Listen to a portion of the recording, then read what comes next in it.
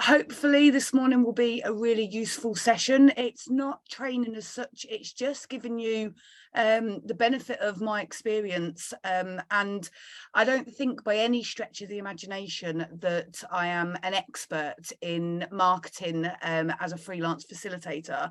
But what I do know is that really fortunately I have managed to, with the help of Faye, build up an organisation that started with just the two of us, and then has grown into something that I'm really proud of today. We have 45 freelance facilitators. That is our cap. That's as many as we want to take, but obviously because of life circumstances and jobs and things, we often kind of switch and change. Some of those people leave, new people come on board. We now have 9 people in the central team who are doing all of our kind of administration and supporting the facilitators, and doing the proofing and putting together presentations and things like that. And we have over 300 customers, and all of those are returning customers. Some of them are national customers and have a variety of different departments. Some of them are statutory, criminal justice, social care tenders, and a load of them are regional or local charities as well. We also work with schools and colleges, so we've managed to kind of really build up something that we're proud of. And so today I'm just going to talk to you a little bit about how we did that and the things that really stood out for us, because if I'm honest, we made a load of mistakes. Do you know, of course we did. And we spent time doing things that really didn't pay us kind of any additional work. It helps for us that right at the beginning of this, when we started delivering TAY training, we had no expectation for it to become a training company.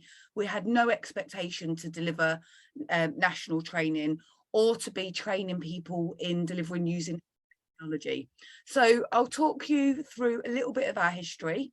There is some time for you to ask questions and for me to just answer in the best way that I possibly can. And also there'll be opportunity if you'd like for all of the resources that I talk about that will help you undertake some of the things that I recommend. We've got blank resources, and we can even share with you completed proposals and feedback and such like, so that you have some templates and it makes things easier for you if you want to market in a similar way to how we've built TAY training. Not all of this and all of what we've done will be suitable for your organisation. You might choose that you don't want to do some of it. This is only a session where I'm sharing my experience. So what you do and what you don't take from this session and what you implement and what you don't is completely up to you. But if you have any further questions, or if there's anything else that you want to know, as always, please just get in touch with us after this session. We have our networking events that are totally free on the last Wednesday of every month in the evening, and that is the perfect time for us to support and guide through some of these. So do send us your questions, and I will do my utmost to kind of get back to you. So I'll start off by just asking you to pop in the chat box whilst I get the presentation loaded up. Just pop in the chat box one thing that you would like to take away from today, and also just put your name and what you deliver training in, and that's just for the benefit of the other people that are here on this session today.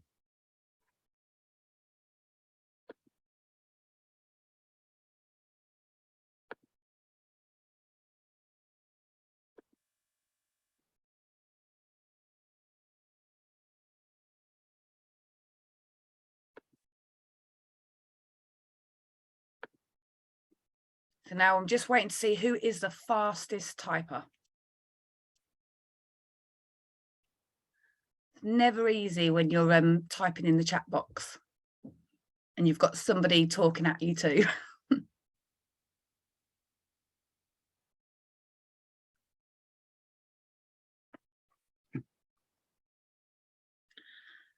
Jordan for the win. So hello, my name is Jordan. I deliver all aspects of safeguarding and investigation, along with modern slavery and abuse linked to witchcraft accusation. Jordan, do you mind if I just come to you for a moment? Because I read in Mighty Networks, the TAY training community, that you've just had some really exciting feedback about your training course, haven't you? I have. I've just been CPD certified, thanks to yourself as well, actually, and some pointers you gave me and some helpful calming down, I would say, in terms of it's not as difficult as a process you might think it is. It was knocked back about 3 or 4 times. They wanted more things here, less things there. Logos had to be in certain places. Videos had to be transcripts, and lesson plans had to be incredibly detailed. However, got there within a few weeks, and yeah, I think it's the first course in the UK that said that they're CPD certified now. Does that subject matter? So I'm really happy, and I've taken loads of bookings for it now suddenly as well. Do you know what, Jordan? That is fantastic, because it's such an important course. And I know when you were doing the training for influence, train the trainer, and you were kind of working through it, there was so much that all of the other delegates were learning whilst you were doing it.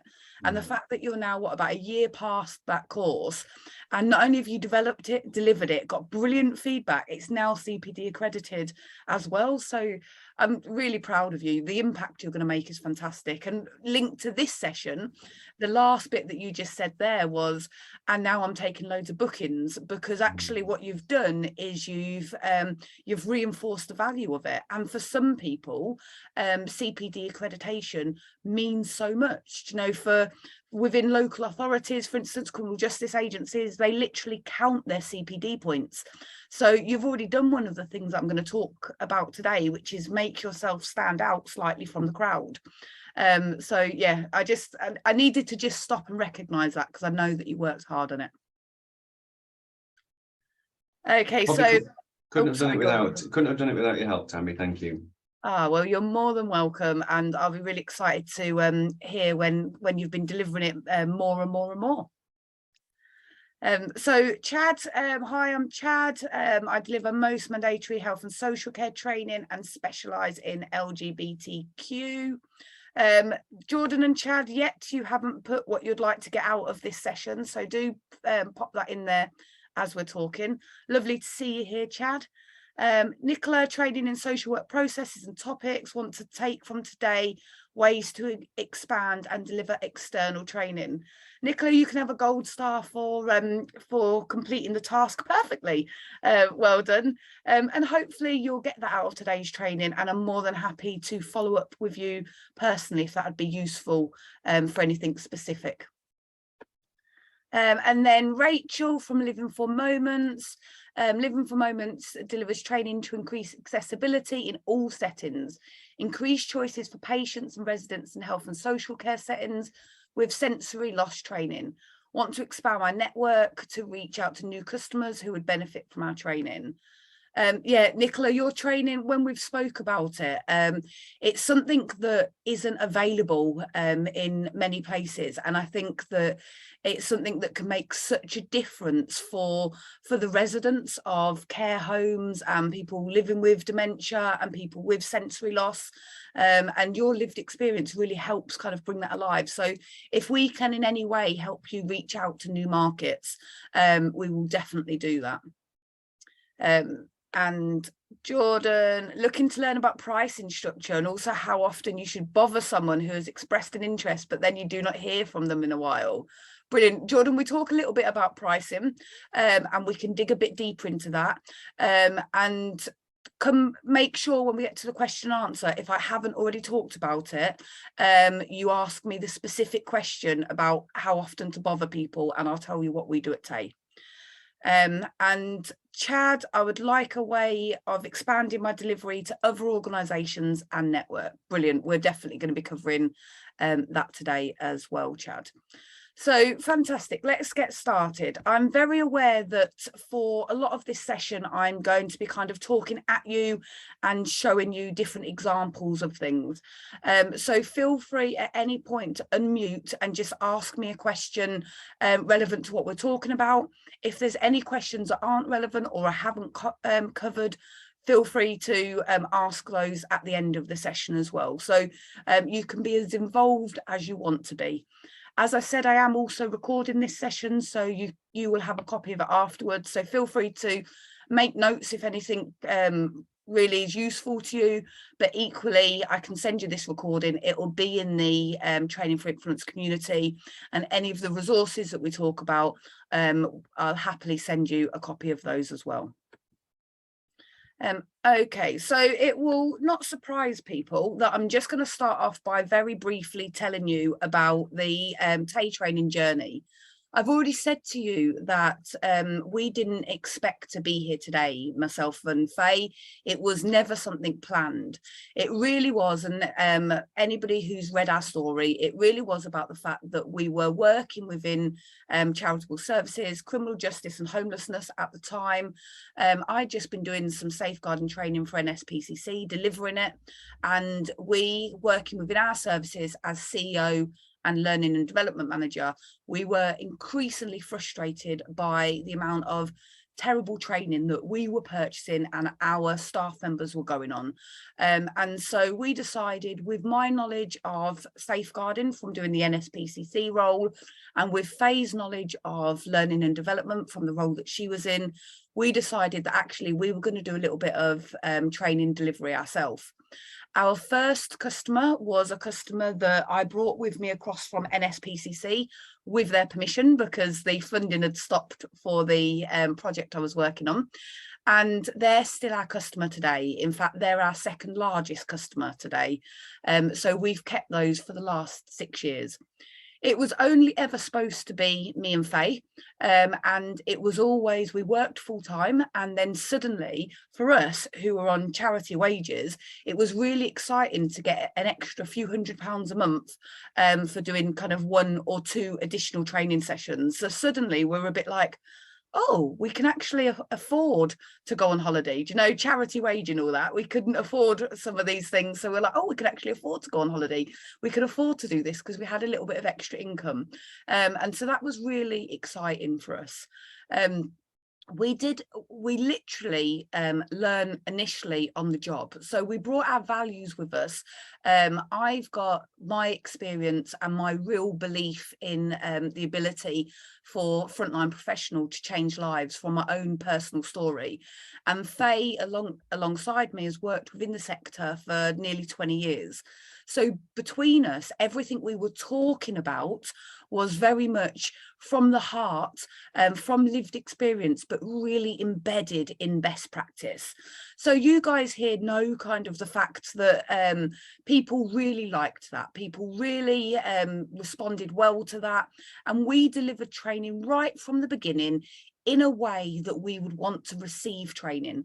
So there wasn't anything planned or from a delivery perspective. We had obviously our presentations, we had our objectives, we'd done all of the academic research and things like that. But what we weren't doing is going, oh, we must make sure that we're engaging, we must make sure that we meet learning styles, we must make sure of this. That came with time, that came with our learning and our lived experience of developing a training company. So for a couple of years, myself and Faye delivered training alongside our full-time jobs. And then suddenly we found ourselves with about 15 facilitators. And the way that happened was because people were asking us to deliver more and more training. We had full-time jobs, we couldn't do that. And we had no inclination to do that at that point. So what we did was we asked our friends and colleagues who we knew were as passionate about frontline services as us and had the lived experience to deliver to. From there, our customer base started building, and we were wondering why it started building. And we started off an evaluation to have a look at the fact, what were we doing differently? And this is where our methodology that a lot of you know about comes into it, our training for influence methodology. Because what had happened is naturally we were building up a little bit of a reputation. Naturally people were asking us for more training, and I can honestly tell you that if I did this session that I'm talking to you about now 4 years ago, I would have nothing to say, because I was a bit like, well, what are we doing? How is it effective? Why is it effective? What's making all of the difference?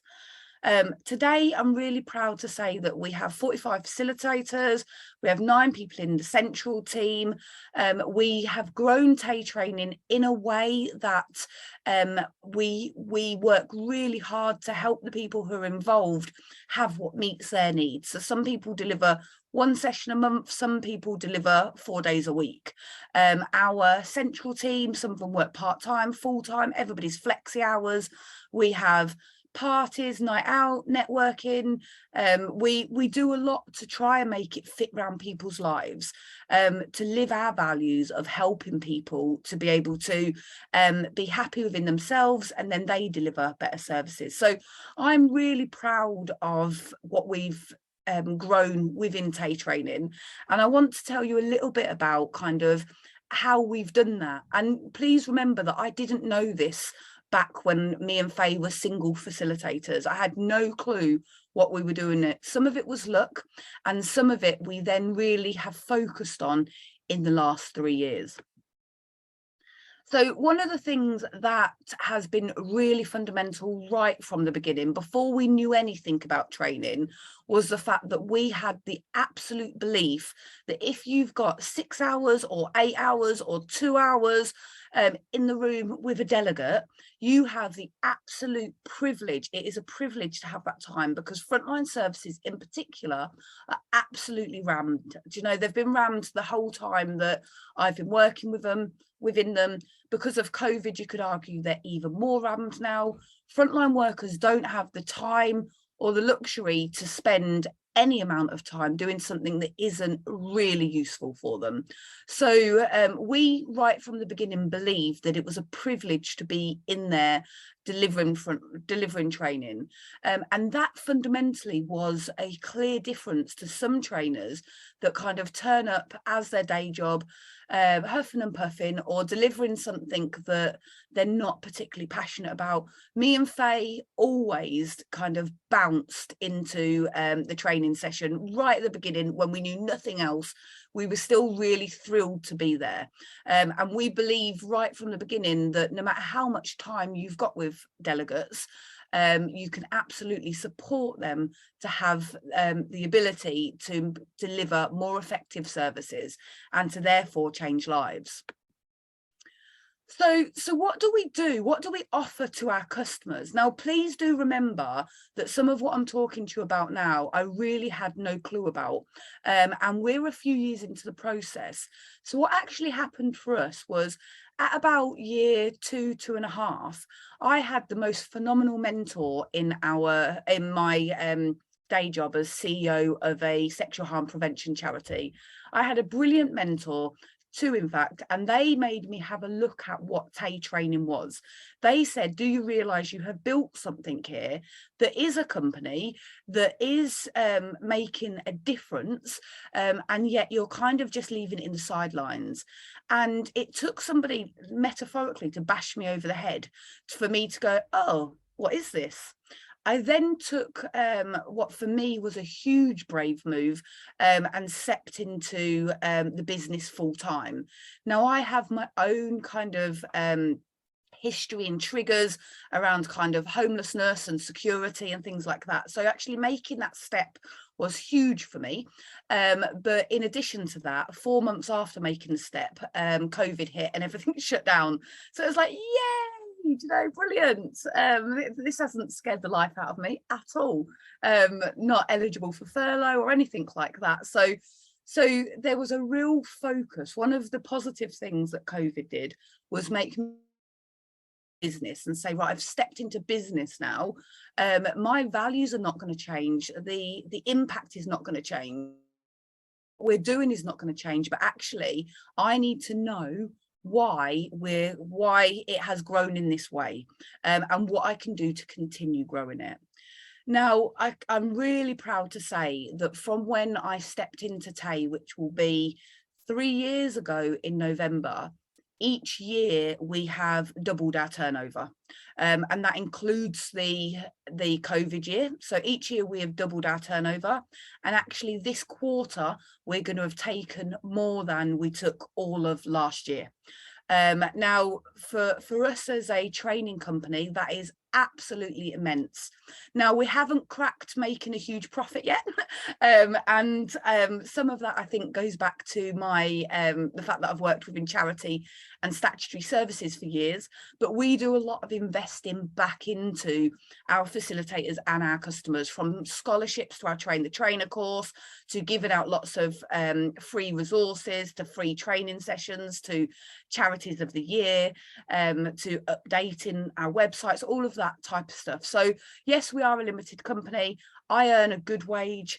The central team earn a good wage. The facilitators are all paid at the kind of mid to top end of the market price, and our customers get a price that they're satisfied with.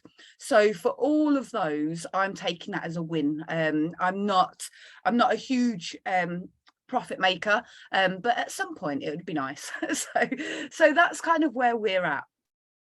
So let me tell you the things that have really made a difference for us. So one of the things that has made the biggest difference is a USP. This is really, do you know, I really struggled with this. And when COVID hit, I went on to a really intense business course, and I surrounded myself with people who have amazing businesses, and they have been in business for years. And I surrounded myself with them, and they were all saying to me, you need to have a USP. And I was very much of the mindset that if you can do more, you can meet the needs of more people. So surely if you can do more, you're going to get more customers, because you can deliver so many different training sessions across so many different sectors, and therefore you'll be further in demand. I learned kind of the hard way to an extent, and had to swallow my pride that really isn't the way that the world works. So this diagram won't be a surprise to any of you guys. This is very much our USP. This is about, for us, what makes us stand out as a training organisation. And all of you guys get to use this, because each one of you that's on here is either already been through the Training for Influence programme and got the qualification, or are about to soon undertake it. I would say that this is really, honestly, one of your best selling techniques. This is what now makes TAY training and the Training for Influence methodology stand out from the crowd, because it is a unique selling point. There are not many organisations out there that truly come from a values-led perspective, that truly use that experience, that lived experience, and that expert facilitation skills, that truly tailor what they're doing and truly consider learning styles, accessibility, and making the sessions engaging. Do you know, all of this is really important. Now, you as individuals, even before the training course that you went on or you're going on, might have done this individually. And I would argue that I absolutely did this individually, and Faye absolutely did this individually. But that isn't good enough. Having a consistent way to talk about it, a recognisable way to talk about it, a way to talk about it that is valuable and valid and easy to understand. On the last slide, you saw a picture of my book. And I can honestly tell you that when I wrote that book, that is version 362, because when I wrote it, it was so complicated, and the beta readers and the publishers were going, we have no idea where you're going with this, because I was explaining every part of this with 9,000 words, because it meant so much to me about being an expert, and it meant so much to me about the tailoring process. But actually, other people on different pages, they need to know what they need to know that fits with them and what they're trying to achieve. So they don't have to know the devil of the detail of everything unless they want the devil of the detail. So I will show you in a moment how we start off our proposals.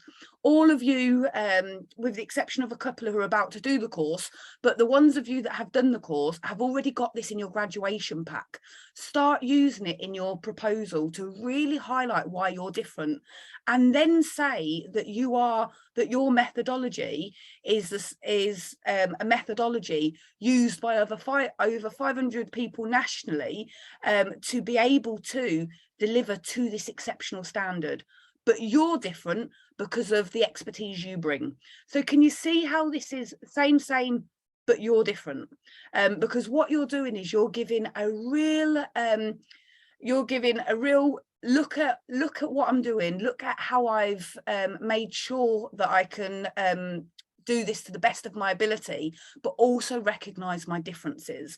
So when we're talking, if I think of you, Jordan, and I think of your current course on abuse and witchcraft, that is absolutely phenomenal, because not only can you say that you deliver using the only methodology that has been written for frontline professionals, you can also say you've got the only witchcraft and abuse course delivered by somebody with connected experience and CPD accredited. So USP is really, really important. The other thing that I struggled with when I was new in this world was limiting my market. So I wanted to deliver training to anybody who wanted, particularly safeguarding training. But actually, after doing this business course and being kind of metaphorically bashed around the head a few times, and my publisher insisting, I managed to get it down to working with criminal justice, social care and charities. Now, they actually wanted me to get it down to one terminology, one phrase of working with people on frontline services or something like that. The problem that I had is speaking the language of the people within those services. They often don't call themselves key workers or frontline services. And so it was about recognizing what they call themselves, because they're the people that I wanted to really be drawn to the delivery. I felt really quite sick for the fact that I didn't put anything in there about private companies or about kind of the consortia organizations. I felt like I was really shutting down kind of routes of being able to deliver this training.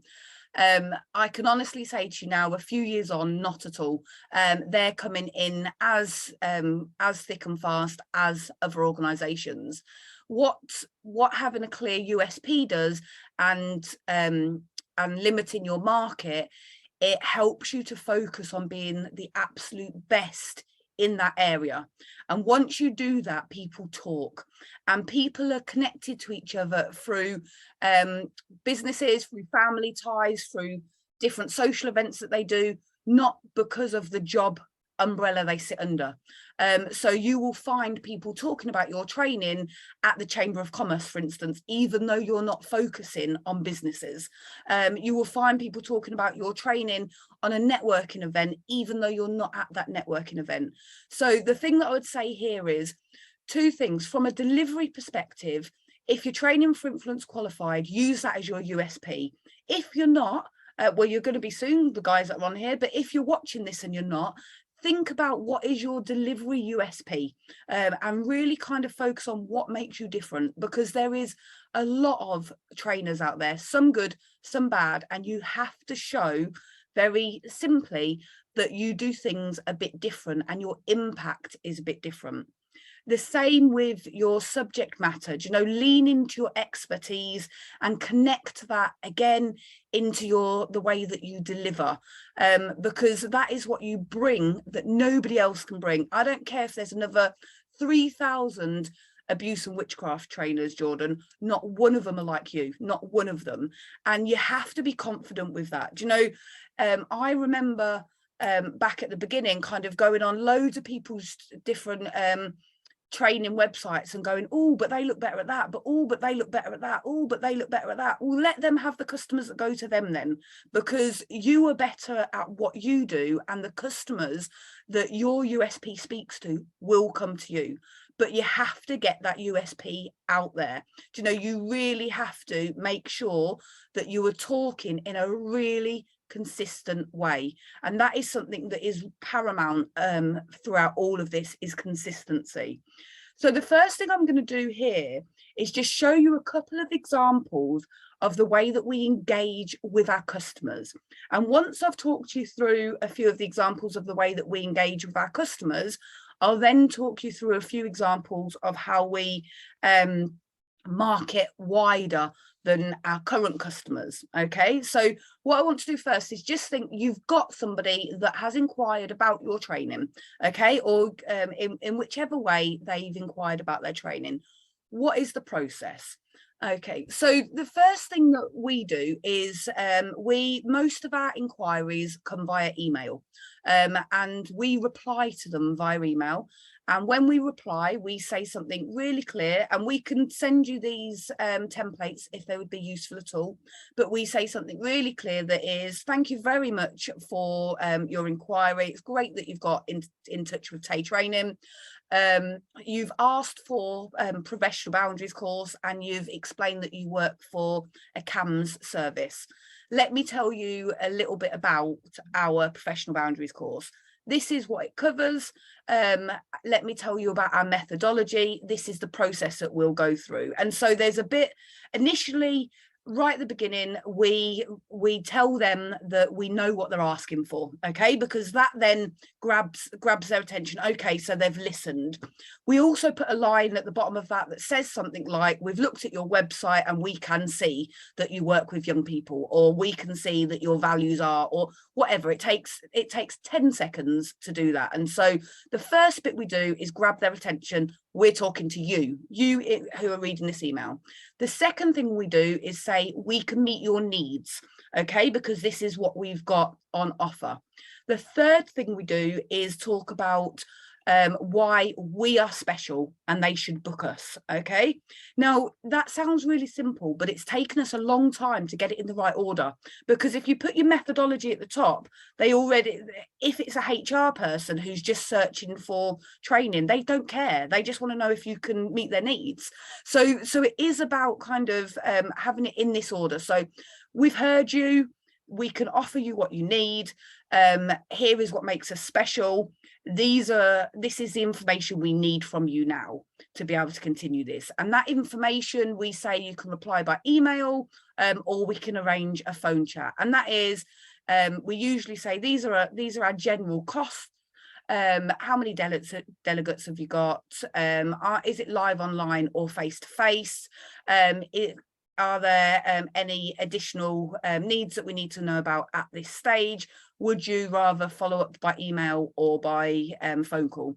So that's our first email that we do. Jordan, to speak to your point earlier, we send that email within 48 hours of getting their inquiry. So they get an automatic reply from our inquiry box that says, we've received your email, thanks so much. We'll get back to you with a specific response within 48 hours. So they know they've been heard.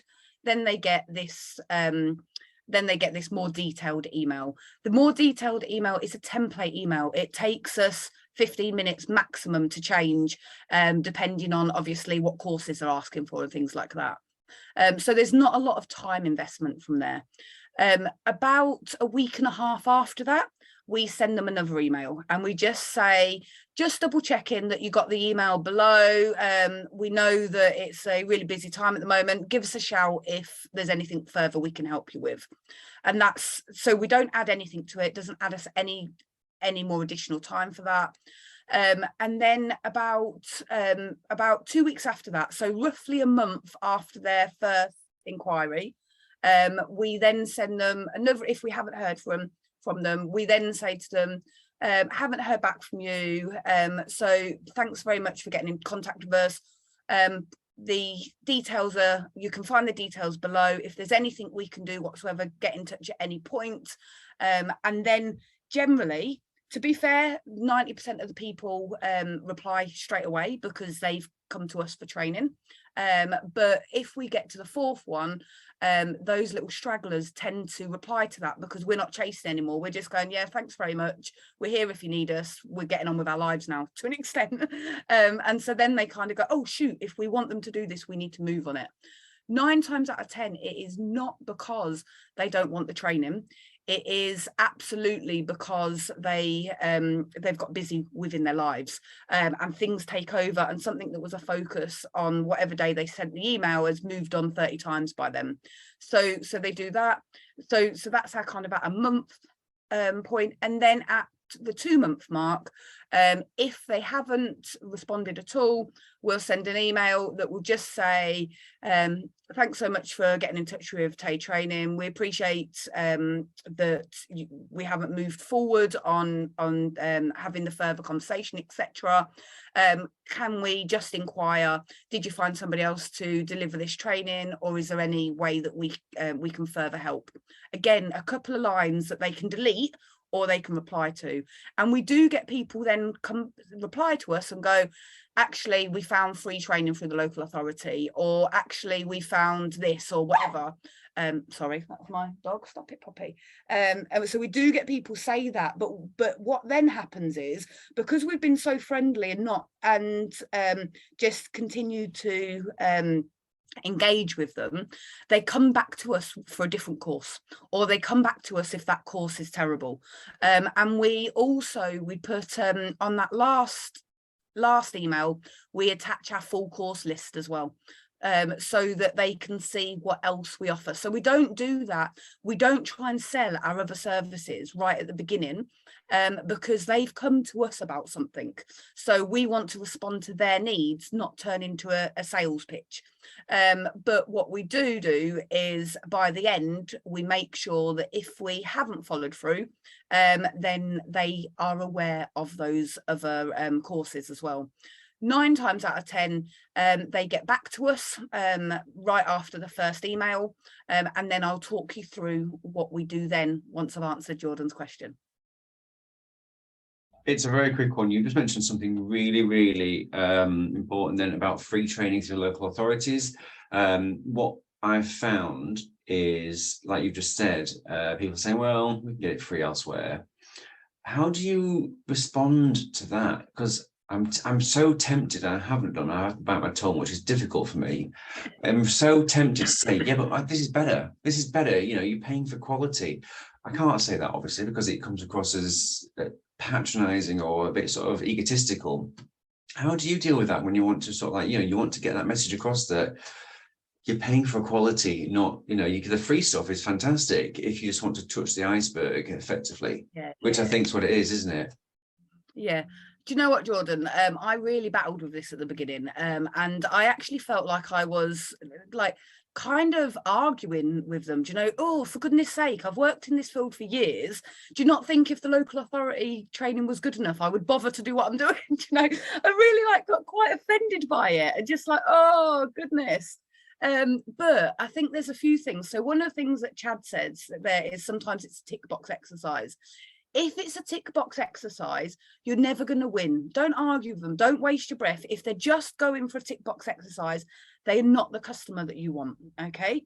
If you reply and if your reply is based on what I've just said about the methodology that you use and why it's different, and we'll go on to some of the things that you can do to kind of put that out there. My real honest and a struggle at times thing that I do is I will never ever say anything bad about anybody ever. So even if I think somebody is horrendous at training, I might say, well, feedback has shown that it's not the most interactive training, or so if somebody's asking me directly, but I don't naturally say negative things about other people. I don't think that gives us as individuals any benefit whatsoever. So I will say to them, oh, fantastic that you've booked onto some training, really pleased that you found some, and if it's free, all the better. Feel free to come back to me after that training and let me know how it's gone and whether it's met your needs or not, because I'm always going to be here and I'm always going to be delivering in this way. Do you know, I would be tailoring it to your organization. I would be bringing my lived experience. I would be So I say roll with resistance. Do you know, if they're at that point where they think local authority training is sufficient, don't fight them on it. I would say that a good 50% of people are way past thinking local authority training is sufficient. So you don't even need to argue with them. That's why they're coming to you. But they're not your ideal client, and we'll talk about ideal clients in a minute. Chad, over to you. I was one of my delegates then. I'm on mute. I think I have that same problem when it comes to the LGBTQ plus stuff, because people go, we've got equality and diversity, why do I need that? Because it's briefly covered. So I wouldn't say that's the same problem, Chad. I would say that's quite a different problem. I would say that what you need to do is really work out what's different about your training. So why you passionately believe in this, okay? So why do you passionately believe in it? What difference does attending your training make? What are the outcomes from your training? What can they see within your team, within their team from attending your training?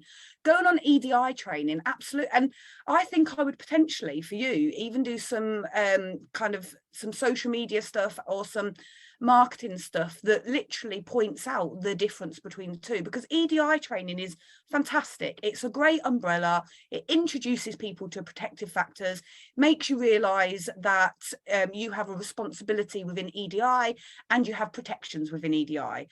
But gosh, it doesn't help you have discussions with your service users about how they're feeling, their sexuality that's attached to their self-harming, and their mental health, which is attached to the fact that nobody's accepting them for who they are, or understanding the different language, or the difference between some of the new millennial workers and the people who've been working for years, and the fact that they can't use the same language to communicate with each other, and you know, they're falling out over pronouns. Do you know, that's the stuff that is dramatically different for your training, and I would say that that's the stuff that you need to be talking about and highlighting, but not necessarily from a perspective of this is what my training does. And we'll talk about that when we get to the marketing bits, and make sure I come back to that bit. Okay, so just going back to share screen, I'm struggling a little bit to keep an eye on the chat box, so there's only a few of you here, so do put your hand up if or just unmute if you want to say something, just because I'm just struggling with the chat box a little bit as well. So I'm just going to go on to a new share, and this is where I just want to show you one of our proposals. Okay, so don't worry too much about kind of trying to read all of this, because I appreciate that you're on a Zoom screen and we haven't got time for you to read all of it now. But I can send you a copy of this. If you're already in the Training for Influence community, there's copies of this in there under resources, so you can access all of the resources for free anyway. But this is the point. So if you can think, what's happened here is they've contacted us, we've replied to their contact, and then they've asked us for either a phone call or they've emailed further information.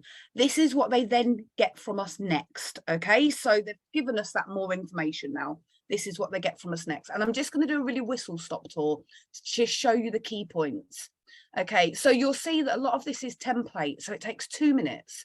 So immediately it's about what makes us different, but not in a way that we're over explaining it. You guys, anybody that's been on the course, have all these templates that you can use as much as you want to or don't want to. And you can add in your own little bits here as well, because then this is the bit that's about me, Faye, and our expert team. So you see the top is the methodology that you're using, whether that's Training for Influence or a different methodology, the top is the methodology. The second bit is the bit that's why are you special as an individual? Because there's hundreds of people that use the methodology now, but why are you special as an individual? Okay. And it's okay to put those at the top of this proposal, because you've already got past that first email stage. You've already built that relationship. You've had that phone call. Now, this bit is really important. Okay. So you'll see here that this is us showing that we've understood them. Do you know, Sarah approached Hey Training to discuss communication skills training for mental health professionals and clinicians working within CAMS. And I've changed the word example so you don't know what CAMS team it is, obviously. They've given feedbacks back that young people have said that the adults don't relate to them. Basically, it's same old, where they've got loads of academic skills, but they can't talk to the young people effectively. And so that's what she explained to us. But she's really worried about this training because they all feel like they're really academically excellent, and she's worried that they'll be offended if we try and train them in how to talk to young people. So this is her brief. This is what she's told us. Okay.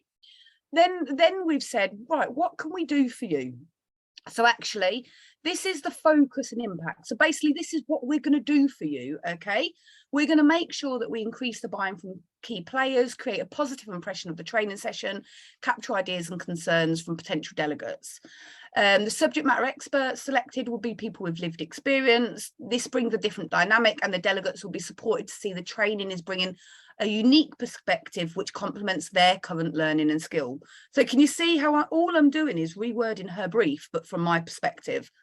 Then we've talked that we'll do a consultation and a survey, and then we've gone down to course content. And this is what we can offer, but this won't be decided until the consultation with their staff members. Now, we wouldn't always offer consultation with staff members. We'd always offer a tailoring call, but for this, actually that pre-consultation is as important as the training to bring them on board. So then we've said what we'll do. Then we've said what the outcomes are, and then we've said what the costs are, and then we've given them options about the costs. Okay, so we've then said, you know, we can do it with or without the design phase, but this is what we'd recommend and why. We've said how many sessions they'd need to attend, and importantly here, we've broken it down that if they pay for all of this, per person, when they've all attended, it only works out about £35 per person. So because when you're looking at like £6,000, that looks like a load of money, but when you're looking at £35 per person, that looks like pennies. Do you know? So it's really important to kind of do it from the different perspectives. We also always start with our kind of top prices, and then as you'll see down here, if they take the whole proposal, they'll be given a 10% discount on it. We have battled long and hard about our prices. Honestly, we have really battled long and hard because there is a fine line between we want to pay our expert facilitators more, and that's a journey that we're on at the moment, looking at how we can do that. But we also need to cover all of the things that the central team do that make this work, and make sure that we can continue running the qualification and offering scholarships for people that are going to be TAY trainers. So to make all of that work, we have a significant amount of on costs that come with the sales part, the follow-up part, the development part, the writing the tenders, the paying the bid workers, all of those type of things. All of that comes at a cost, and then obviously paying our facilitators comes at a cost. And so we really battle with kind of our pricing and keeping it to a level that is accepted by statutory services and charitable services. And it's really interesting because when we put in tenders, I'll give you an example of two different tenders. So we put in a tender to the London Borough of Merton, and I think a couple of you might have delivered for them. And they literally came back to us and said, can you really deliver for such a low price? And we had to justify our low price in their eyes. So we couldn't put the prices up because you can't do that in a tender, but we had to justify our low price. We put in a tender for Doncaster, and we put in two tenders, and we won one of the tenders and we didn't win the other tender. And I asked for feedback why we didn't win the other tender, which was all our core stuff. So really kind of the basic Safeguarding Mental Capacity Act, etc. I said, why didn't we win that tender, but we did win the more specialist stuff? And they said, because in the core tender, your prices were more than double the person that we chose. So, and that price was the exact same price as the Merton price. So can you see how sometimes you win, sometimes you lose, and you have to be happy with your price specifically, and there has to be some wiggle room. So for us, really honestly, our full day sessions, for some people, they pay, for some organisations, they pay £750 plus VAT. For other organisations, they pay £400 plus VAT. And that's a decision that is mine to make, because some of the organisations I know haven't got the money. Other organisations I know that I'm competing against. So the reason why we went after the Merton contract was very much because of the position and the negative feedback their frontline workers had been receiving, and we wanted to make a difference with our methodology. So we always knew that we wouldn't make money on it, but actually would make a difference in a really deprived area of London. So that was one of our social conscience decisions, if that makes sense.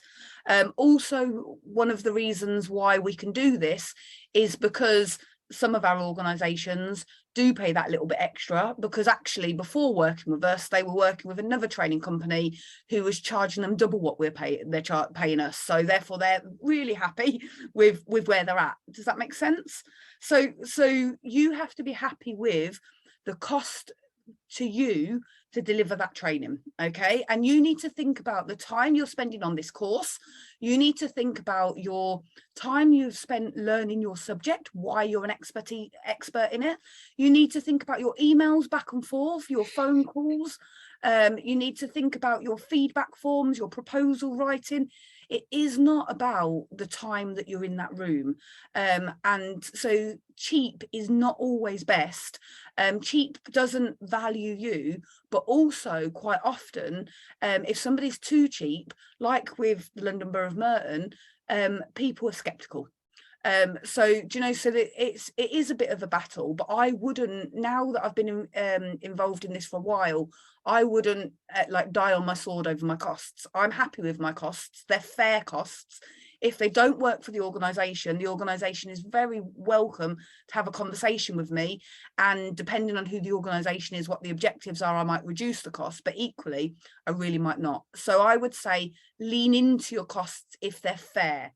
If they're not fair and you're trying to make a huge profit, do you know, that's your decision, not mine. Chad, you've got your hand up. Yeah, I just wondering, do you think there's a bit of a north-south divide there, Doncaster to Merton? Do you know, with the costing? I don't know, just a curiosity on that. Yeah, so interestingly, they're the examples that I've picked, but if I'm really honest, we see it everywhere, and sometimes in really neighbouring authorities as well.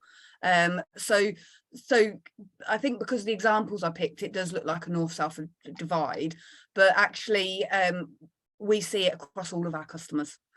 So we just start with what we can actually deliver it for, and making sure that we cover everything, whereas previously I would just go for as cheap as we possibly can, but now I want the central team to have enough money to pay their salaries. You know, there's 9 of them. That's a bit of a responsibility now, you know.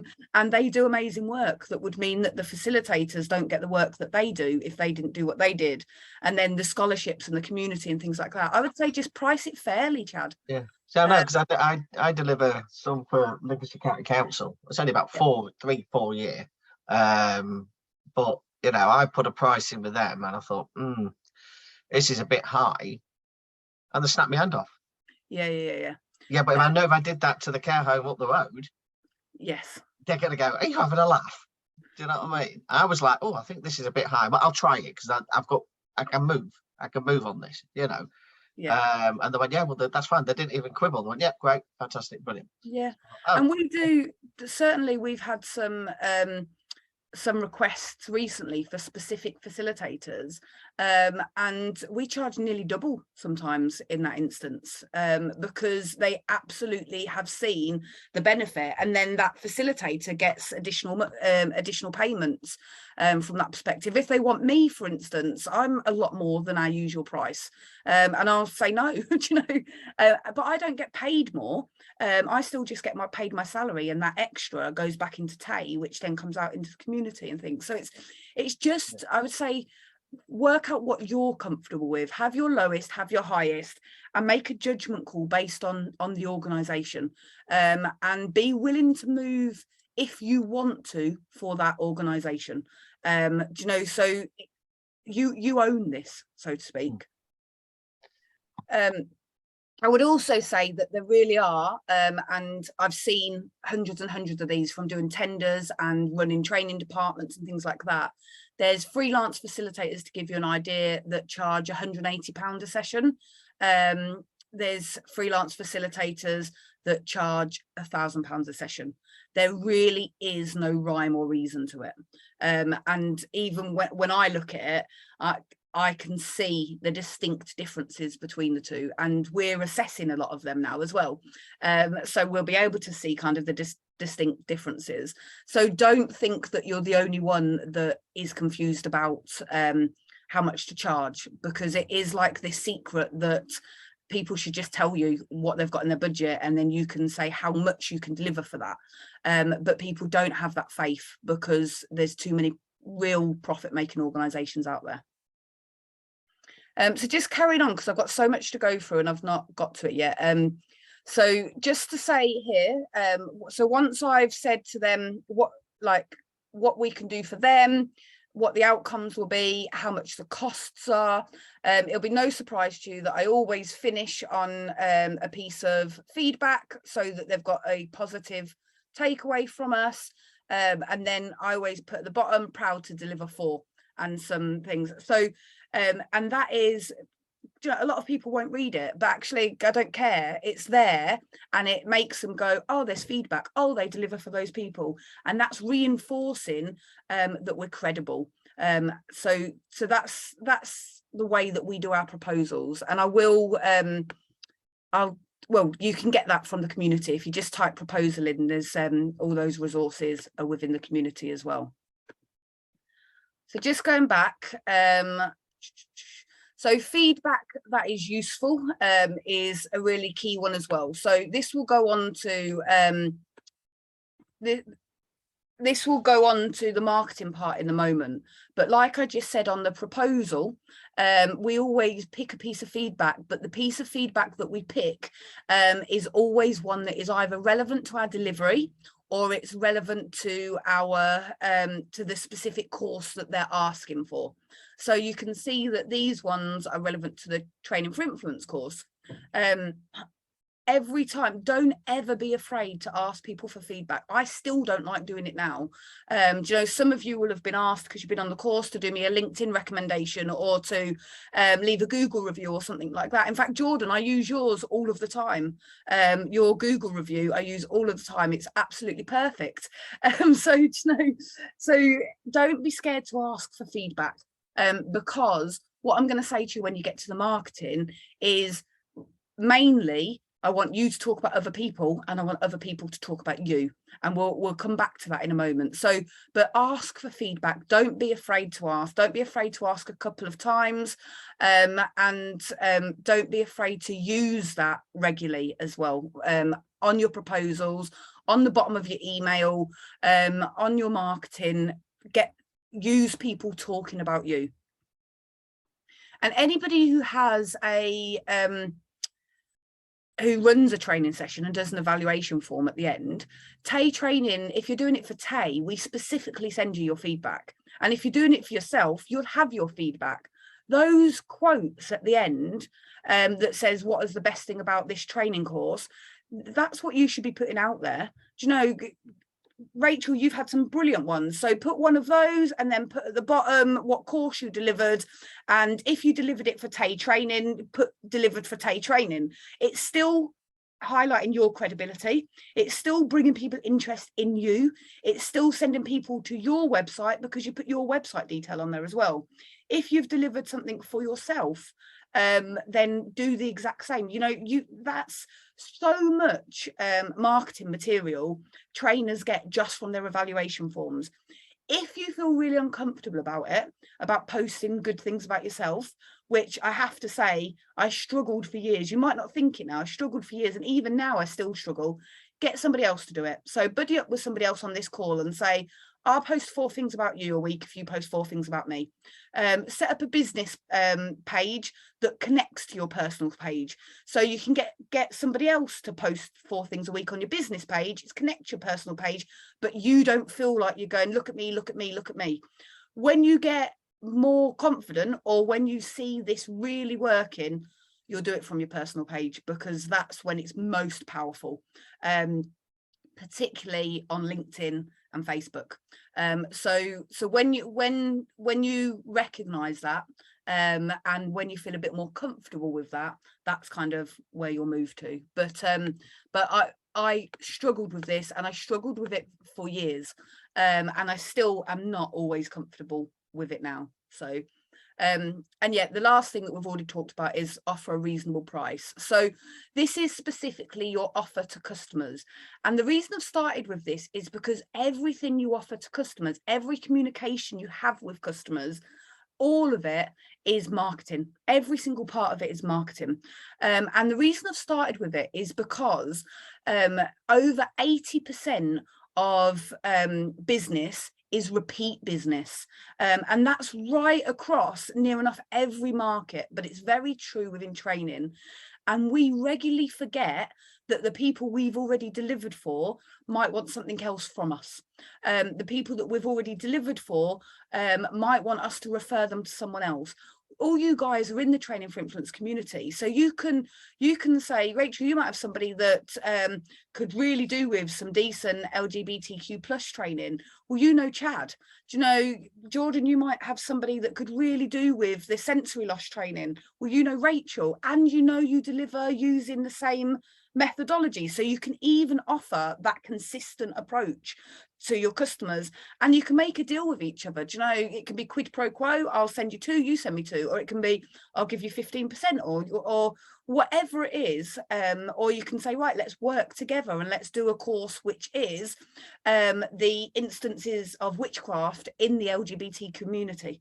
Do you know, so it's things like that that is really important to consider, but really think about the fact that your current customers, you've got 80% of those will become repeat customers if you stick to this offer, that USP, that consistency, your expertise, being clear in your proposal, giving them some useful feedback and a reasonable price.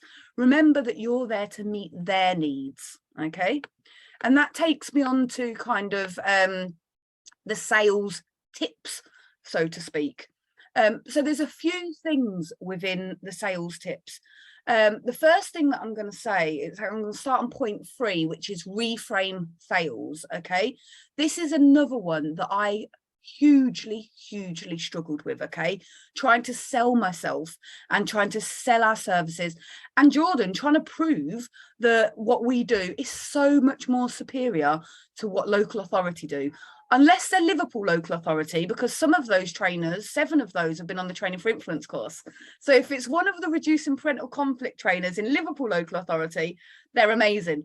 And there are some amazing local authority trainers, but their general theme is that people are saying, you know, this doesn't meet my needs. It's too generic. Even if people are good trainers, it's not tailored to what I need specifically.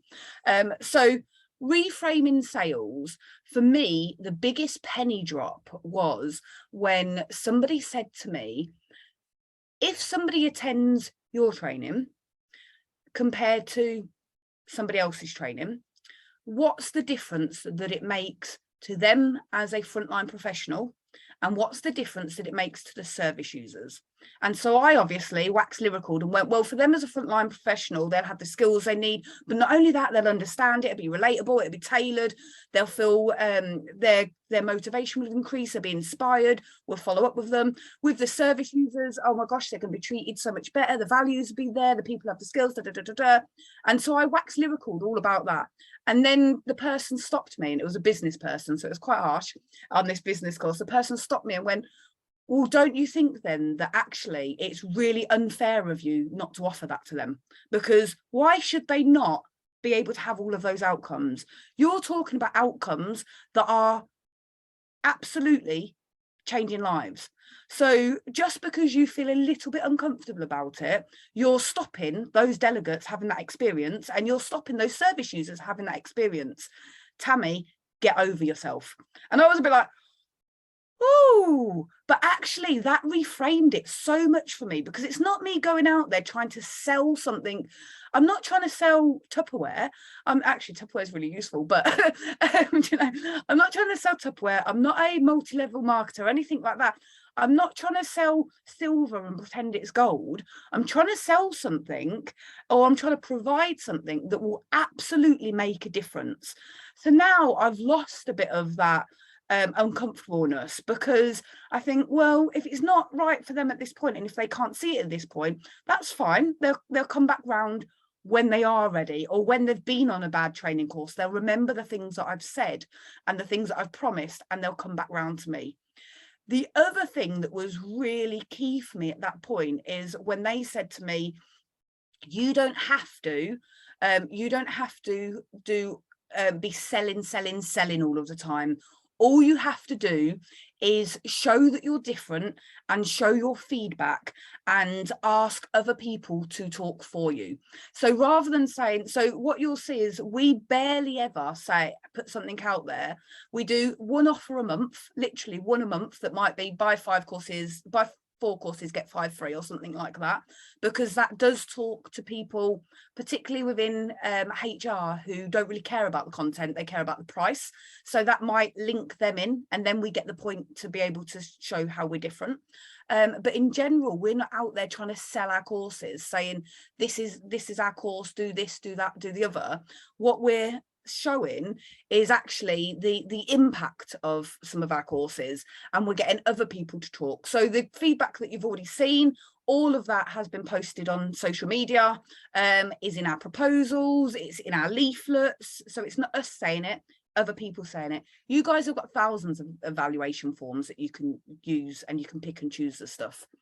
So I'll just show you some of, I'm going to come back to that one, show you this. So Chad, you'll see that you're one of our models here. And so we put Chad out there and show off the fact that in this instance, and in lots of instances actually, got 100% excellent feedback. You'll see at the top there, that's me highlighting, that's my LinkedIn banner, but it's me highlighting the importance of the consistent look. We can really underestimate how important it is for our marketing to be consistent.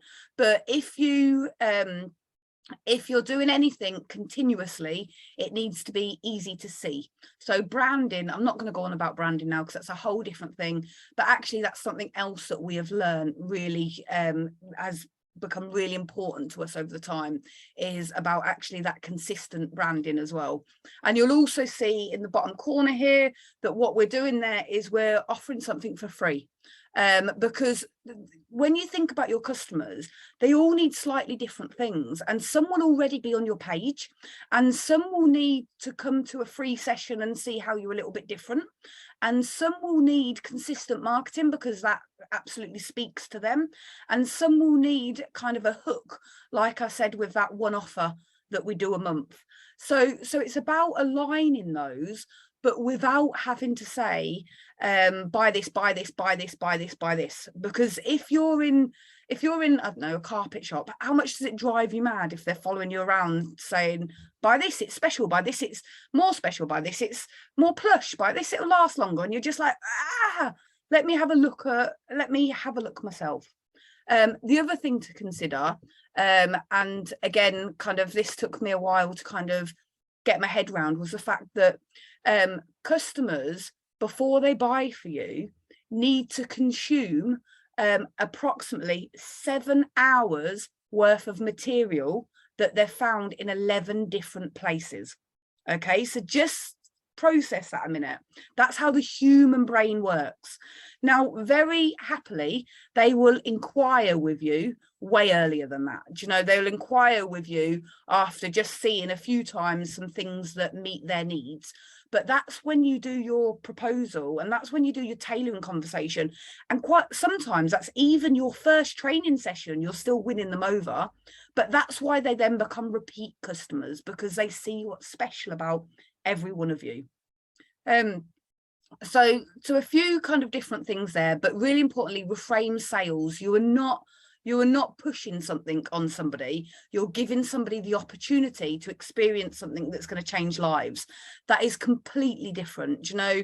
And it might, where even if you're delivering Excel training, well, it's still going to change their lives in a way. You know, I would love to be able to actually, instead of spending 4 hours trying to do the most simple spreadsheet, spend 10 minutes doing it. Do you know? So look at what it is that you're providing for them and become comfortable with that, and challenge yourself if you're not comfortable with that. Be consistent in what you do. So this one's really important. Choose your platform, okay? What platform are you most comfortable on? Now, when I started out on this full-time in Tay 3 years ago, I chose LinkedIn, and I chose LinkedIn because I didn't really know anybody on LinkedIn at that point. I wasn't really using it. I'd kind of worked through statutory and charity sectors, so I hadn't used it much. And I was embarrassed about reframing my sales. I was embarrassed about putting stuff out there. I thought I'd look like an idiot. I needed to do some videos and stuff like that. And I was like, well, do you know what? Nobody on LinkedIn is in my current circles. I don't care. That kind of turned around and bit me in a really good way, because now I have like 20,000 contacts on LinkedIn and I get loads of work from it. So that's great. But I started there because I wanted to be comfortable with, I wanted to make my mistakes, basically. So consistent marketing. If you can't do anything else, choose one platform and either get some scheduling software so that you can, because it's free, you can use Hootsuite for free. That's what we use.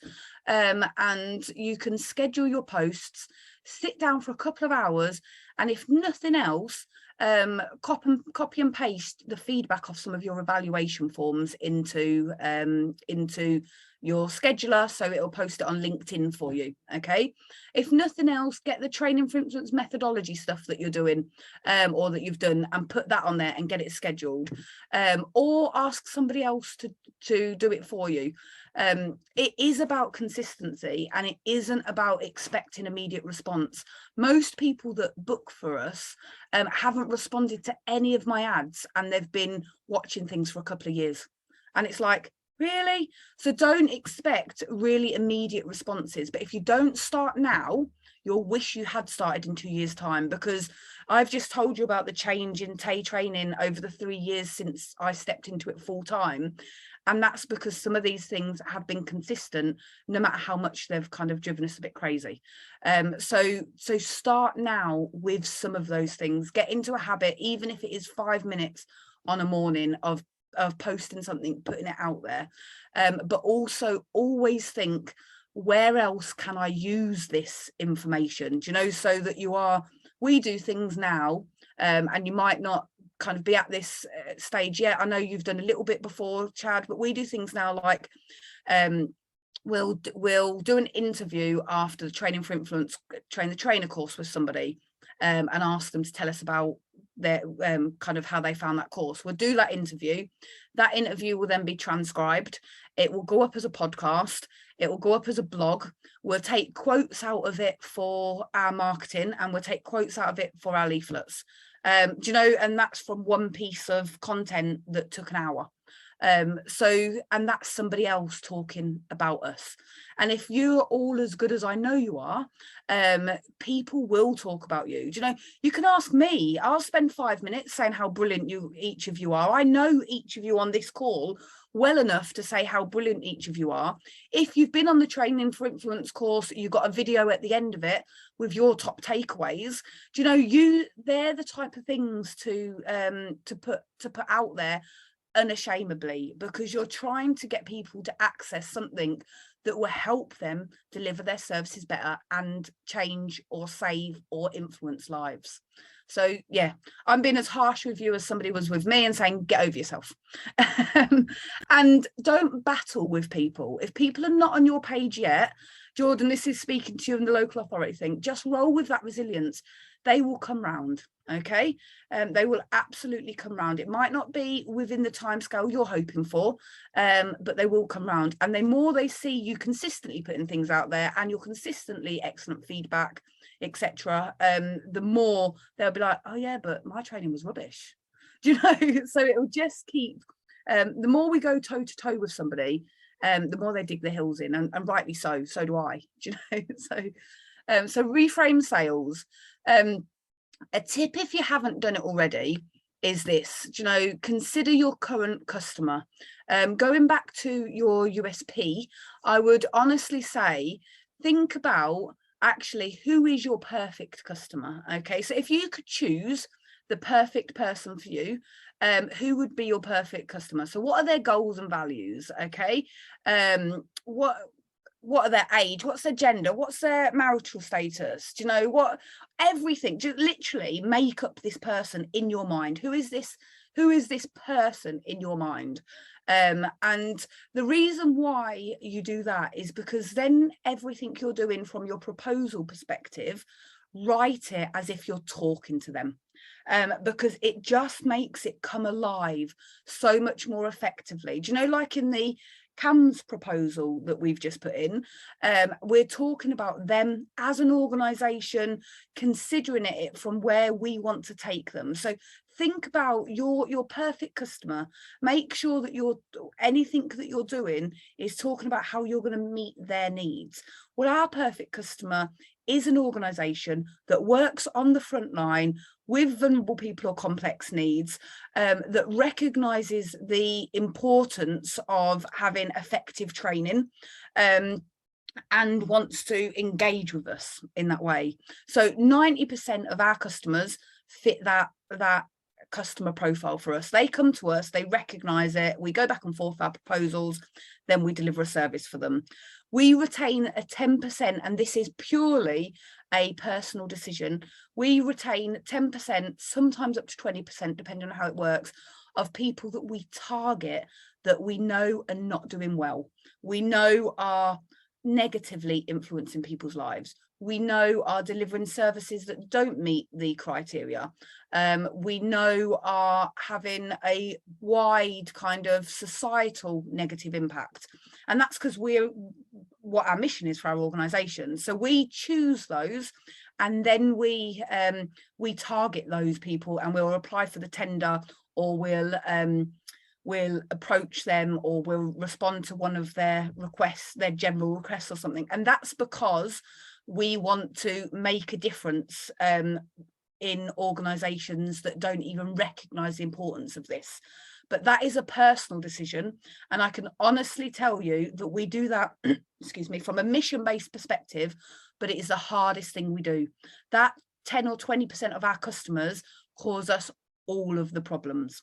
Okay, so when you're first building your organisation, what you want to do is build it with customers that are already 50% on your wavelength. Okay, they might not be able to afford it, so you might be able to negotiate with the price, or they might not be able to release staff for 6 hours, so you might have to start with a 3-hour session to give them a bit of a taster, or whatever it is. But they're already recognizing the importance of LGBTQ plus detailed training, or they're already recognizing the importance of lived experience in the trainer, or whatever it is.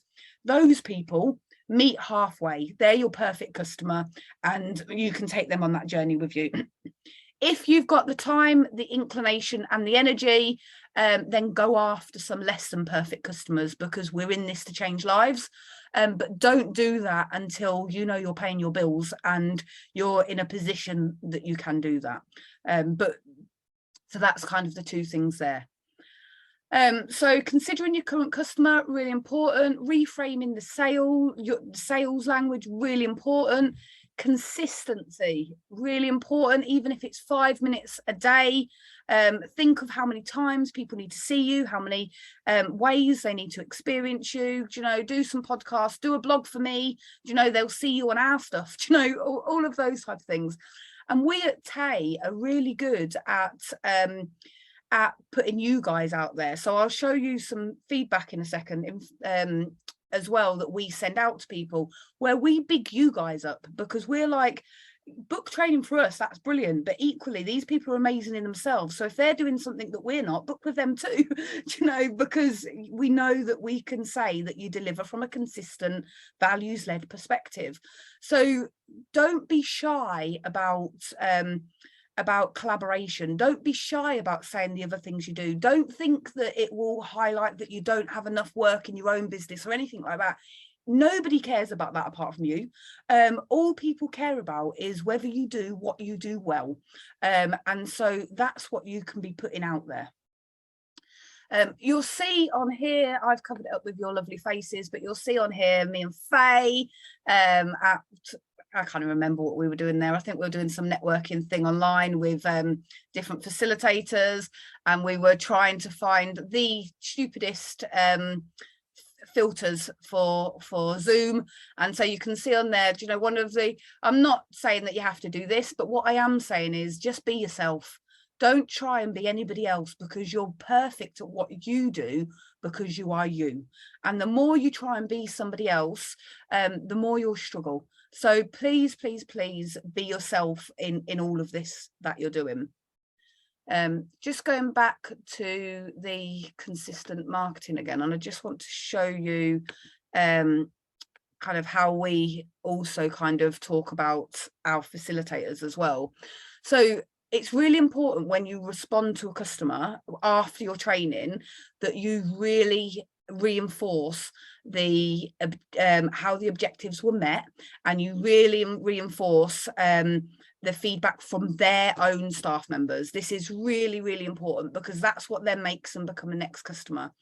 I'm not saying that you need to do this for everybody, but I'm going to show you very quickly what we do for our customers, either periodically. So some of our customers that do hundreds of courses with us will do this once a year for them.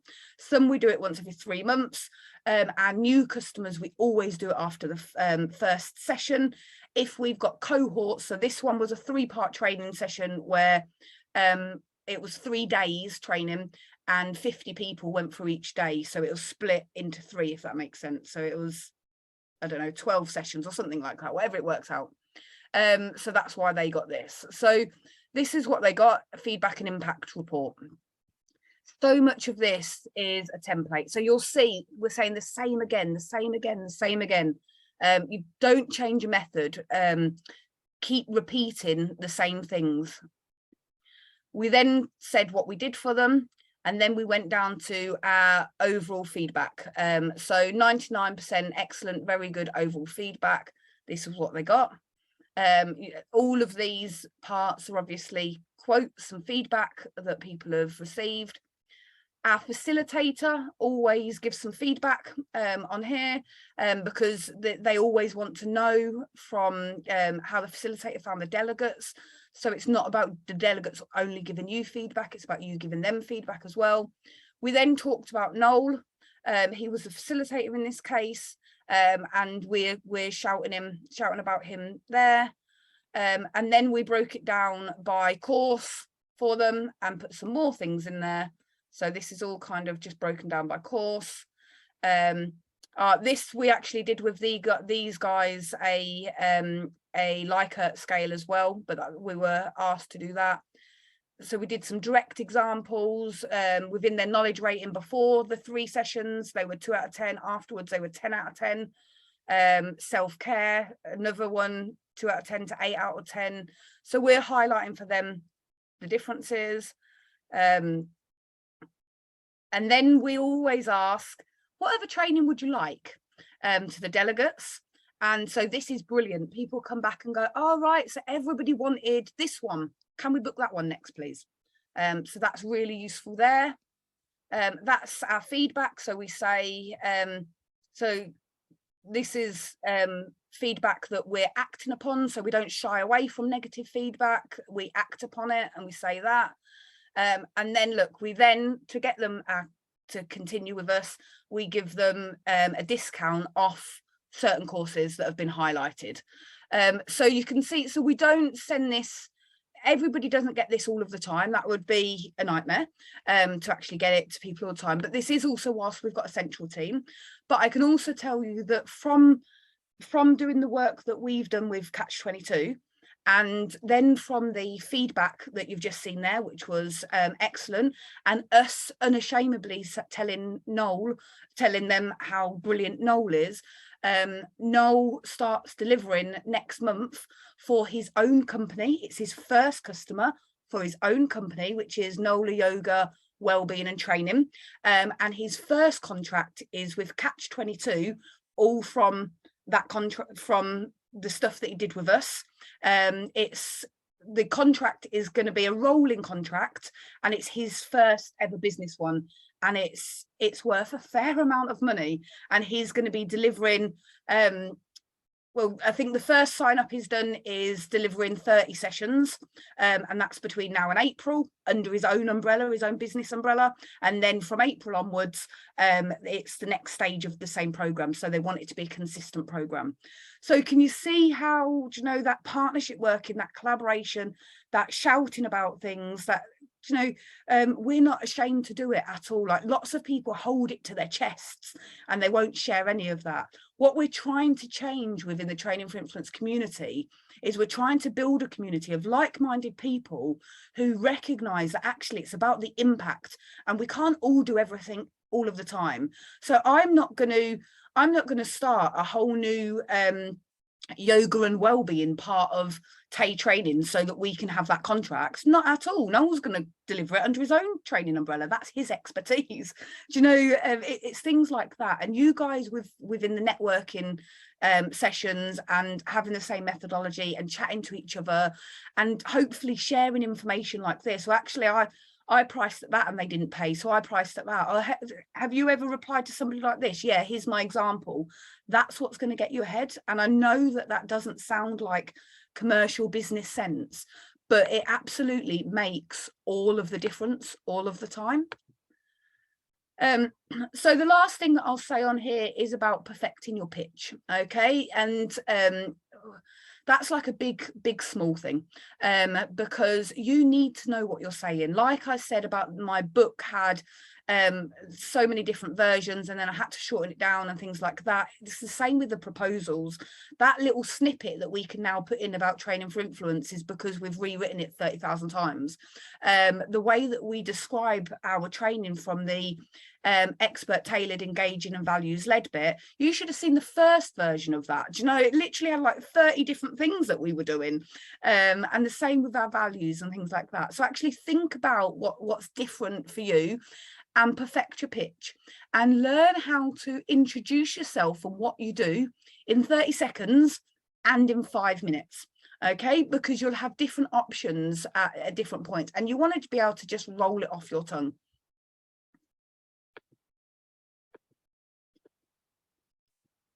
Okay, so we've got to kind of the end of me kind of talking at you and kind of going through some of the key things that I would say to do. I would also say adding into this is about making sure that you keep clear records of your customers. Okay, because like I said, 80% of those will be your continuous customers, future customers. So also keep clear records of your customers. We use a marketing system called HubSpot, and it's a brilliant marketing system for putting in the details of all of your customers, and the free version is exceptional. You can put in kind of all of their contact details, their names, their addresses, what courses they went on. You can even attach it to your email so that anytime you email them, it connects it to that system. So next time you go back to search them, it's got all of the emails that you've ever sent to them. You can even connect it so that you put like your notes from a phone call on the system as well. And brilliantly, what you can do is you can, even on the free system, you can put reminders on there for yourself, so to follow up in a week's time. So you get an email that says, Jordan, you need to follow up with Joe Blogs, and then you can just go in and resend your email with 2 lines at the top of it, and then you can have another reminder that says in a month's time, follow up with email 3 or whatever it is. But that's HubSpot, and that's really helped us. It's helped us build a a newsletter list of I think we've got about 6,000-7,000 people on there now, and we only started, bearing in mind how far into the journey we only started with HubSpot 2 years ago. Until then, we had kind of haphazard information on spreadsheets. So we've got a newsletter list now, but equally the reminders are brilliant so that you make sure you follow up, because you'll get busy, they'll get busy, follow-up won't happen.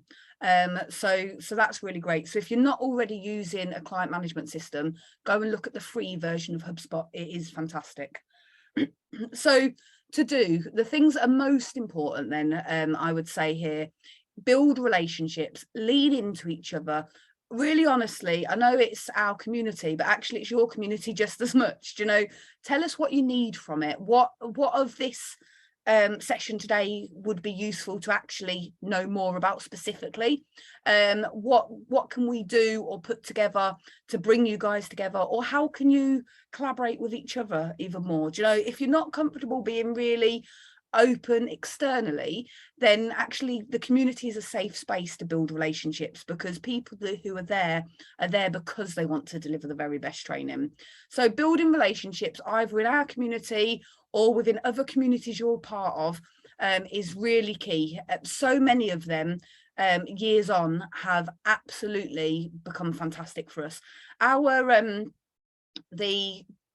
work that we're doing with Hestia now, the National Domestic Abuse and Modern Slavery charity, where they've asked us to be their internal training department, came from a contact that I made, just a conversation that I was having back 5 years ago, that after a year led to me personally traveling down to London and delivering some professional boundaries training, then being really blown away by that, by the way that we do it differently and asking for more.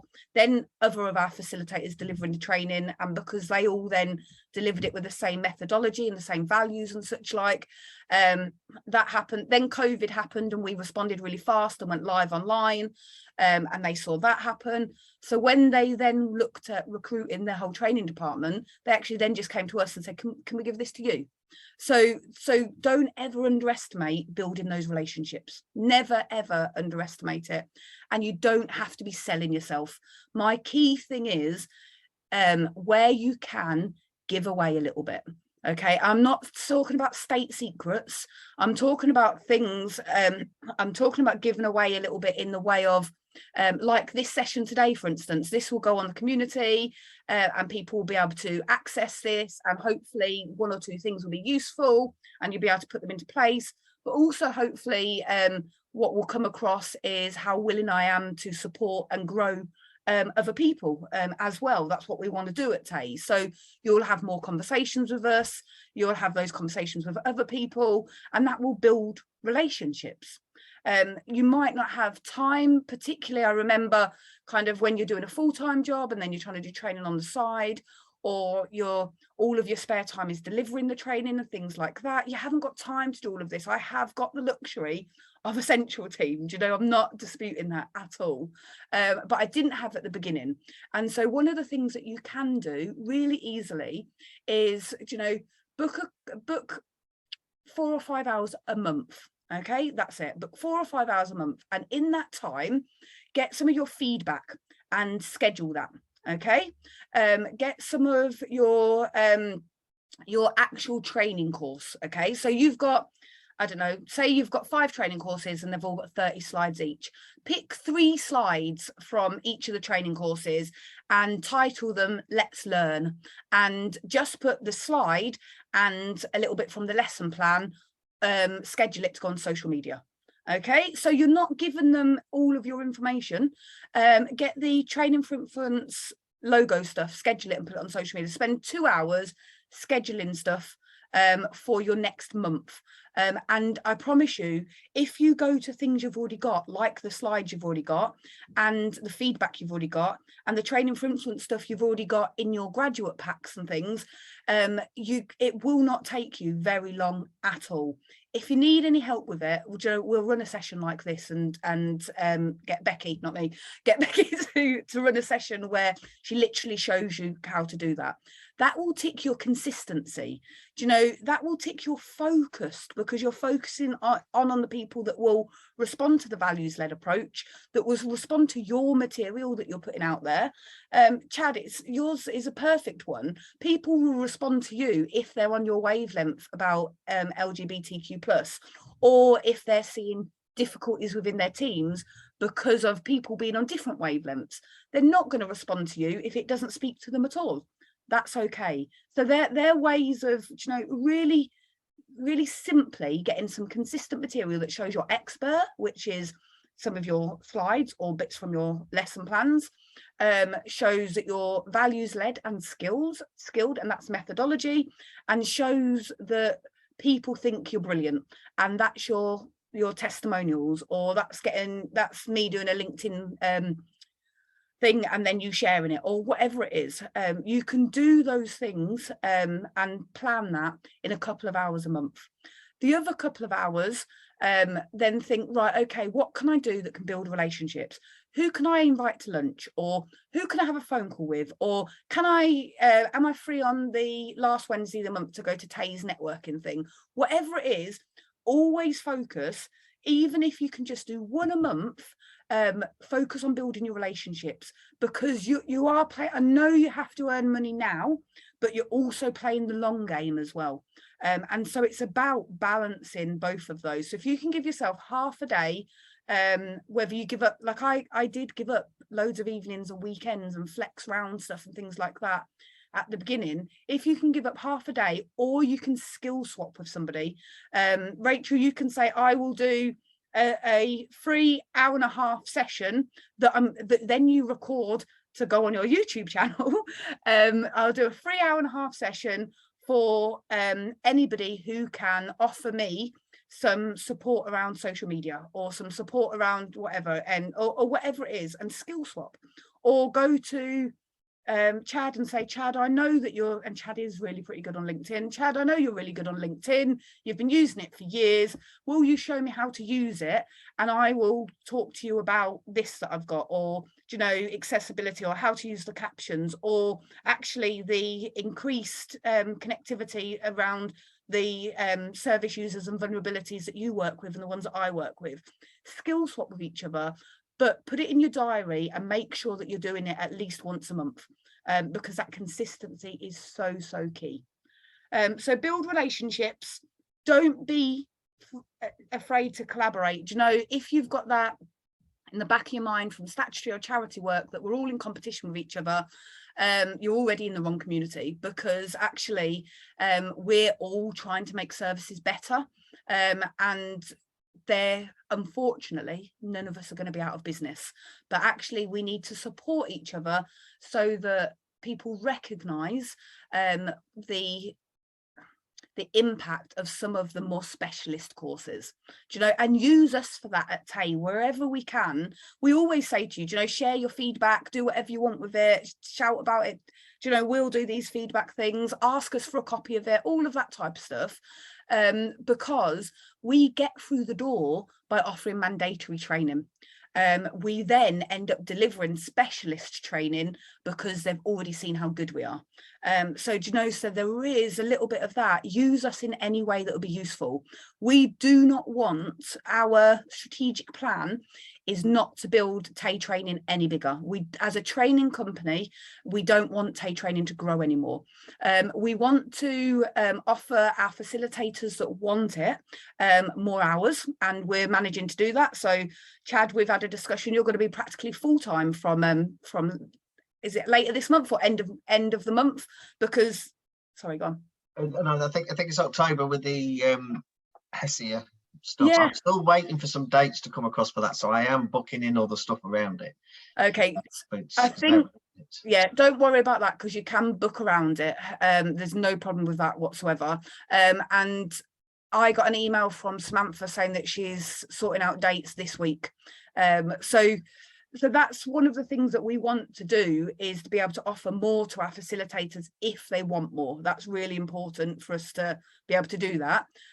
But we don't want to grow as a training company. What we want to do is we want to grow the methodology so that more people out there are using our methodology, and then they're staying part of the community to be the best that they can be. So Tay will stay kind of the fundamental kind of, I guess, that's our way, definitely, of our consistent lived experience. How can we train people in a methodology and support them in delivering frontline training if we're not doing it ourselves? So Tay will continue to be our lived experience, but actually over the next 5-10 years, what we'll build up is the methodology, the community, and then moving it into a quality standard across frontline services as well. So let us do that for you in any way that is useful, because we're learning from you as we're doing this as well. So I will brief. There's a lot of information there, and potentially more that you might want detailed on more of those things specifically. But that's completely okay. You're very welcome to ask for that. But I just want to take kind of the last 10 minutes just to see if anybody's got any questions on anything I've said, or anything that they wanted to ask and I haven't covered. Chad? Well, one thing is, what was the name of that scheduling software? Because I didn't quite catch it. I think my internet did a bit of a blip. Hootsuite. So HOOTESUITE.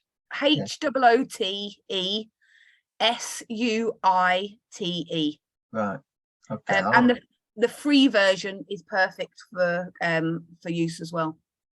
Yeah, because I think the big idea that I could just spend a bit of time on getting familiar with that, because I'm back face-to-face training for others. So training's not always great. You have to 437 slides on one of these PowerPoints. Right, I'm supposed to get through in a day. Oh my gosh, yeah. I'm skipping that. Do you know what I mean? It's a mandatory. I'm skipping all of that apart from. yeah, pretty much. Yeah. Out 437 slides, I think I use about 50 in a day. You know what I mean? If I use that, do you know what I mean? But that's go on, sorry. No, I was just going to say that's one of the difficulties about working for other training companies that give you something as a facilitator and say, just go and train this, or just go and deliver this. And they give you what they expect you to deliver. All I can say is that I really have a bee in my bonnet about this. And this is why we've decided to grow the community and the methodology over the next amount of time, because the more people that see training should not be that way, those training organizations will disappear.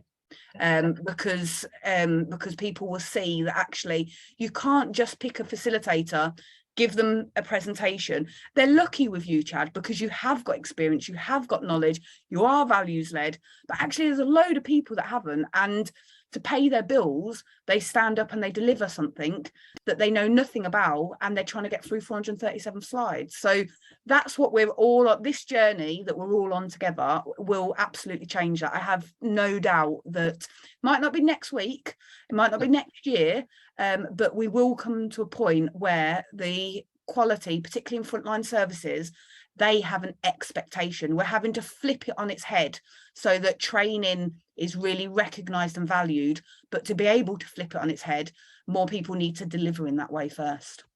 Yeah, I mean, it's a means to an end for me at the moment, just to bring the money in. Because obviously, I've come back to training, as you're aware, which appears to be working out all right. I keep getting pretty decent, excellent feedback, so I think it was the timing was right. But I think for me, with this going forward, I think it's looking at the feedback. Is it okay to take that feedback from other organisations? I know you're saying it's okay, because so you'll need to check with other organisations, but if it's feedback about you, then absolutely. So I would be, so within Tay, whether it's about you or about the course, I couldn't care less. Use it in any way that will be beneficial for you. It's beneficial for us too, do you know? So why wouldn't I say yes? I'd be surprised if any of the other organisations say no, but some of them might. But if it if it's specific feedback about Chad did this, or the facilitator was very friendly, or the facilitator was very knowledgeable, that's yours. If it's the course was exceptional, that's theirs. Yeah. So if you have to split it, like I'd be really disappointed if you have to split it, because you sharing it is helping them too. But if you do have to split it, then if it's about you, it's yours. If it's about the course, it's theirs. That's the difference there. That's the sort of thing I was looking at. So if it's something like the facilitator kept us engaged, had good knowledge, Absolutely. then that's the sort of thing I'm thinking, well, can I use that? Because, you know, Yes, absolutely. Almost, until I get to a position where it's predominantly Tay and me that's doing my own training type thing. Do you know what I mean? Sort of thing. The only thing that you can't do, so with Tay training, I always say, if you're using our stuff, please do put something about us on it. So it might just be, if you do Twitter, you might just put at Tay training at the bottom, or you might say thrilled to work with, or you might put whatever and just however, I really don't care, but I'd like to be included in that so that I can celebrate for you, and if we get more work on it, you'll be busier. So I'd say for Tay, put the title of the course and put the organization. For anybody else, if they haven't agreed it, you can only put the title of the course if it's a generic title that doesn't identify their organization, and you can only put the organization if they've said you can put the organization. I was just thinking about just something, just if it's just that specific, how you've delivered it, just sort of copy and paste that, and not naming any courses or anything, just, you know. Yeah, but it does, usually it's more powerful if you can name a course as well. So, or put something about yourself so that they know the subject that it's related to. The other thing that I'd say is, if you're doing face-to-face training, a good old photograph of one of the comments is brilliant. It's simple, you can upload it in 30 seconds, you don't have to type everything out, you know, so don't think that you have to make all of these look perfectly fancy. Getting it out there is far more important than it being perfect. Far more important. If you go back, and I was laughing with somebody about this yesterday, in fact it was Noel, because we were talking about his business that he's setting up, and I'm being business mentor for him to get it off the ground, and we're talking about his stuff, and I said to him, no, yeah, of course it needs to be proofed, it needs to be in good English, it needs to, you know, that type of thing. I said, if you look back only 3 years ago at the state of the horrible presentation version that we used, the fact that we changed our typeface on every single social media post, the fact that when we were talking about the methodology, we wrote it differently every single time. I said, give yourself a little bit of a break. Do you know, we're still where we are because you learn and grow as you go through, and you have more time and more resources and things like that. So getting at a photograph of a bit of feedback whilst you're waiting in the queue at Tesco's or whatever, or take the photograph and then on your 4 hours monthly, stick down and use it. That is far better than not doing it at all. Far better, and far better than overanalyzing it and putting together one thing in an hour. Thank you. No problem. Jordan, Nicola, Rachel, any questions at all? Yeah, I got interested in your pricing earlier. One of the things I've been learning is about when I'm talking to new providers, is saying, okay, what's your budget? And then I tailor it around that, which is something you recommended a few months ago. Taking that, and that has actually been really helpful piece of advice, because then I've actually I don't undersell myself so easily, because then I can just say, okay, if that's all you want to pay, this is what I can offer you. So and then usually they've got a bit higher when I say what would be the difference if you pay more. So just to say that's a really good technique that I would share with others as well. Yeah, absolutely. Thank you for that, Rachel. So myself and Rachel had a conversation a few months ago, and it was specifically around pricing. And one of the things that I'd said, just like Rachel said there, was, you know, if you're really not sure, then ask them what their budget is. And sometimes they won't tell you what their budget is. And, you know, particularly with some local authorities, NHS services, some of them won't tell you. But if you ask them verbally, you're far more likely to get an answer. If you're confident enough, well, can you at least tell me how many zeros it's got? That makes a difference. You know, like it is about building that relationship, and but also it's about having different levels. So you'll have seen in that proposal that I showed you, they won't share with us their budget. They're a local authority. They're not going to share their budget with us. So what we've done there is we've given them 3 different options. So they can have it with the development stuff. They can have it without the development stuff. They can have 3-hour sessions or 6-hour sessions. But what we deliver for them will be different depending on what they're going to pay. So it's exactly what you're saying there, Rachel. Get their budget if you possibly can. And if you can't get their budget, give them options so that they can then work within their budget. I just thank you for that tip. It was really helpful. I'm glad that it was helpful. Yeah, just want to say a big thank you for me as well, Tammy. Today's been really helpful. I wasn't looking forward to getting up on a Saturday morning on my first day off, and I will admit, but it has been really helpful, and I've made plenty of notes. Fantastic. Well, if there's any consolation, the gremlins haven't come into my computer, so I'm really thrilled, because I'm not kidding that I was trying to get on desperately. So technology is brilliant when it works. But if there's anything else, you know, do come along to the networking. I always, obviously I didn't come along when I was traveling around Europe, but I'm going to be at the networking, and I'm going to do one-to-ones with people so that they can spend some of that time asking me specific things during that time as well.